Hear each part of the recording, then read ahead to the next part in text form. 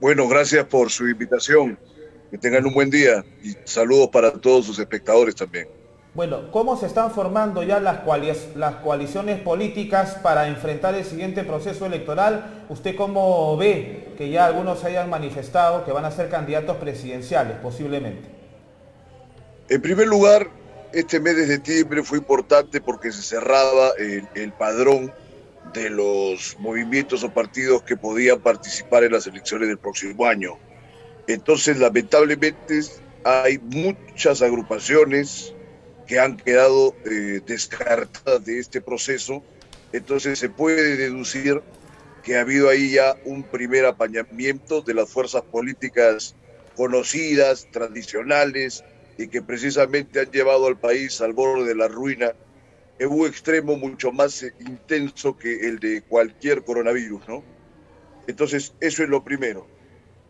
Ahora, Dicho esto, quedan el resto de partidos que ustedes comentan que están haciendo sus coaliciones, ¿no? Sígame, dígame. yo quisiera preguntarle, ¿cómo ve usted el panorama de la izquierda? Ya Verónica Mendoza anunció que se va a lanzar a las elecciones presidenciales conjuntos por el Perú. También tenemos la izquierda radical de Unión por el Perú, bueno, con Antauro Humala.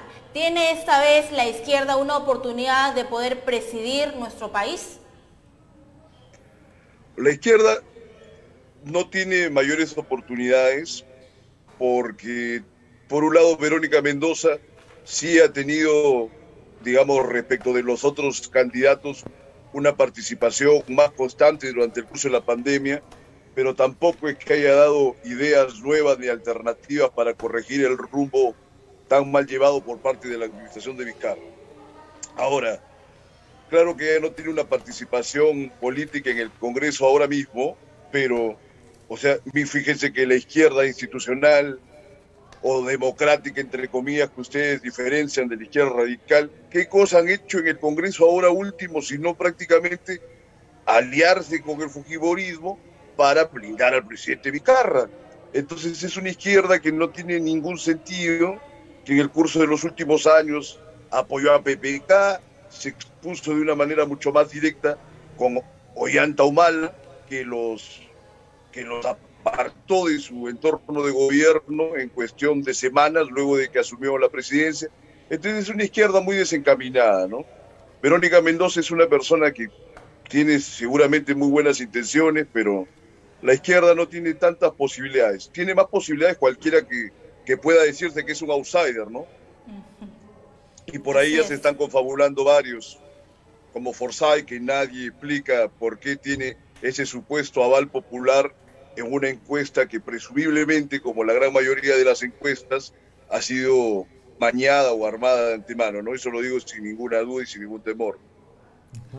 Hay un personaje, señor Vilches, que tiene, digamos, dentro de toda la lista un pasado político, no impecable, pero tiene una buena imagen, que es el señor Fernando Sillonis, el cual ha sido gobernador regional de Ica. ¿Cómo ve usted la figura, ¿no?, de este político para estas ¿A quién se elecciones que se refiere? vienen? A Fernando Pasado Sillonis. político, todo el mundo que está participando tiene un pasado político ahora. Bueno, ¿cómo ve usted esta figura? ¿Tiene oportunidades de poder quizás Sillonis. encabezar? Claro, Sillonis, él es gobernador regional de Ica, ¿no? Se pinta ya como una persona que ha hecho buenos trabajos en la gobernación regional de Ica. Bueno, Sillonis es un buen empresario, ¿no? Que tuvo, digamos, el error de participar con el fujimorismo en un momento dado, con la crisis del anterior Congreso, tuvo una determinación de apartarse de ese medio. Pero, ¿qué es lo que representa Scioni? No le veo una representación distinta de la que pueden tener Al Hernando de empresariado Soto o quizás. la que puede tener Mayor Forsyth, ¿no? Tiene una experiencia de gobierno que puede ser atendible, pero aquel problema es que todos los años y en todas las jornadas electorales se acaba votando prácticamente por lo mismo. Entonces yo no veo que Silloni sea una alternativa diferente para el país. E indudablemente ya lo que nos ha enseñado esta pandemia es que el rumbo económico y político que se ha tenido los últimos 20 años no han servido para que la ciudadanía esté francamente mejor servida, mejor atendida y eso es algo que independientemente que uno sea de izquierda, derecha o como uno quiera denominarse, tiene que atender el nuevo gobierno y en realidad tendría que atenderlo toda la nueva clase política, ¿no? Así es. Pues yo le digo, señor... no, ahora ustedes que están enfocados en el ámbito de La reactivación pymes, empresarial, ¿no? Y las pymes. Bueno, los empresarios y los pequeños empresarios, los medianos empresarios, tienen que apuntar, sí, tienen que apuntar que no todos los procesos electorales van a tener que supeditarse a un interés, porque por ejemplo es lo que hacen los grandes empresarios, que son prácticamente quienes ponen al presidente de la República en Palacio de Gobierno, manipulando las encuestas, manipulando los medios de prensa tradicionales, inclusive algunos cuantos de medios de prensa alternativos.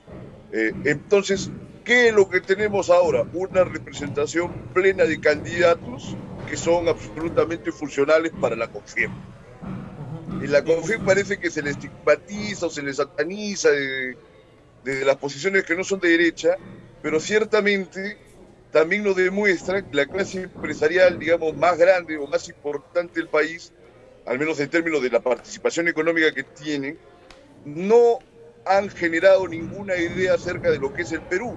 O sea, lamentablemente solo les importa tener sus propias ganancias y dejan de lado cualquier otra participación en lo que es la escena pública.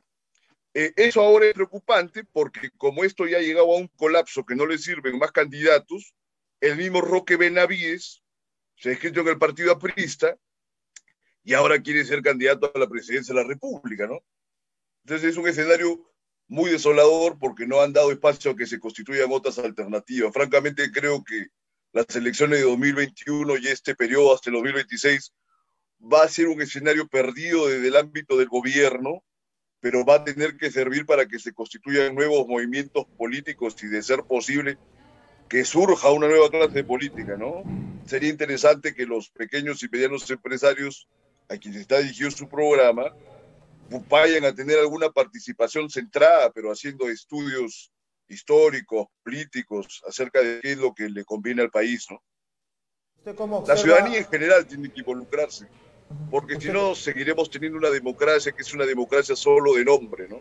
Una democracia en la que supuestamente no se vulneran los derechos humanos, pero en los que el pueblo, que es el titular del poder, en el sentido de esta forma de gobierno, no tiene ninguna manifestación ni ninguna injerencia en las políticas que les van a afectar. Señor Vilches, le quería yo preguntar por la posible participación tanto de Hernando de Soto, Julio Guzmán y Keiko Fujimori. Es una pregunta interesante porque, como decía hace un momento, representan prácticamente lo mismo. Julio Guzmán, ¿se acuerdan que en el 2016 decía que era una especie de versión más moderna de PPK? Y ojo que es una versión de PPK, pero con mucho menos lustre a nivel de lobbies, a nivel de participaciones internacionales. Entonces es un PPK en pequeño y mucho más limitado, ¿no? PPK ha sido un presidente desastroso, pero ha sido un gran lobista durante 50 años, ha atentado contra el país, ha sido negativo para el país, pero se ha movido de una manera mucho más importante que la que ha tenido Julio Guzmán, ¿no? Que siempre ha tenido algunas manifestaciones subalternas. Yo francamente no entiendo cómo puede haber gente que crea que Julio Guzmán es un líder o que representaba algo positivo para el país. Lamentablemente vemos cómo se constituyen candidaturas de la nada con gentes que no representan a nadie y eso simplemente se endosa y se le endilga a la población para desgracia de la misma. Me dice Hernando del Soto, en apariencia uno diría es un hombre con muchos contactos internacionales, es un hombre que conoce el tema de cómo mejorar la economía del país, pero fuera del tema del otro sendero de la formalización de todos los que permanecen dentro del marco informal, ¿no? Que puede parecer redundante, no tiene ningún otro aporte a las ciencias económicas para nada, ¿no? O sea, los economistas de formación tienen críticas muy centradas en contra de Hernando de Soto, inclusive se le considera un vendedor de humo, ¿no? Es como estos individuos que profesan el coaching o hacen ese tipo de cosas de autoayuda, es algo así, nada más Hernando de Soto. Y ahora de Keiko Fujimori, ¿qué puedo decir? Que es una persona que no tiene ninguna virtud ni ninguna capacidad para el ejercicio político, ¿no? ¿Cuál es el aporte de Keiko Fujimori en todos los años que ha liderado, entre comillas, a Fuerza Popular para el bienestar del país? Ninguno. Ahora, el problema de nuestra población es que no tiene ningún modo de entender bien qué cosa ha pasado en la historia. Yo creo que nadie debería olvidar que Alberto Fujimori, independientemente de todos los actos de corrupción, los homicidios, etcétera, todo por los elementos negativos por los cuales se le ha procesado, él fue candidato al Senado japonés luego de haber sido presidente del Perú. ¿Eso qué quiere decir?